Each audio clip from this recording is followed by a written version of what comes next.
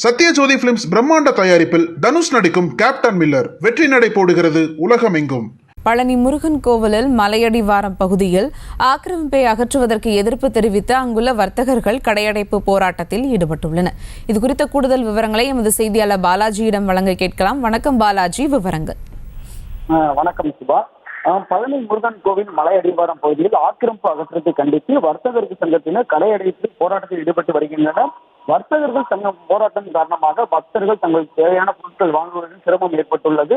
திண்டுக்கல் மாவட்டம் பழனி முருகன் கோவில் மலை அடிவார பகுதியில் ஆக்கிரமிப்பு கடைகளால் பக்தர்களுக்கு இடையூறு இருப்பதாக கூறி திருத்தொண்டர் பேரவை ராதாகிருஷ்ணன் என்பவர் கடந்த சில வருடங்களுக்கு முன்பு வழக்கு தொடர்ந்தார். அதில் மாவட்ட நிர்வாகம் ஆக்கிரமிப்புகளையும் முறையாக அகற்றப்படவில்லை என்றும் நீதிமன்ற அவமதிப்பு வழக்கை தொடர்ந்திருந்தார்.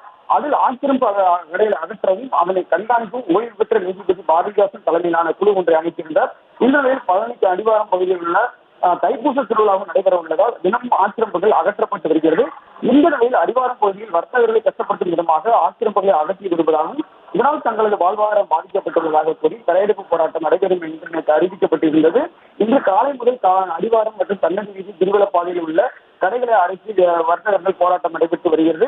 மாவட்ட நிர்வாகத்தை கண்டித்து மாபெரும் கவனஈர்ப்பு கடையடைப்பு போராட்டம் இன்று காலை 9 மணிக்கு துவங்கப்பட்டு ஒட்டுமொத்த வர்த்தகர்கள் ஒருங்கிணைந்து கடையெடுத்து தமிழக அரசு மற்றும் மாவட்ட நிர்வாகத்தை கோரிக்கை விடுப்பதாகவும் இதை கருத்தில் கொண்டு மாவட்ட நிர்வாகம் தங்களது கோரிக்கைகளை பரிசீலனை செய்து எந்த ஒரு தடையின்றி வர்த்தகம் செய்ய பரிசீலனை செய்யுமாறு கேட்டுக்கொள்வதாகவும் அதிகாரிகள் பேச்சுவார்த்தைக்கு கடையெடுப்பு போராட்டம் அறிவித்திருந்தும் அதிகாரிகள் பேச்சுவார்த்தைக்கு வராததால் பழனி கோயிலுக்கு இன்று காலை வரும் பக்தர்கள் பொருட்களை வாங்க முடியாமல் அவதியில் வருகின்றனர்.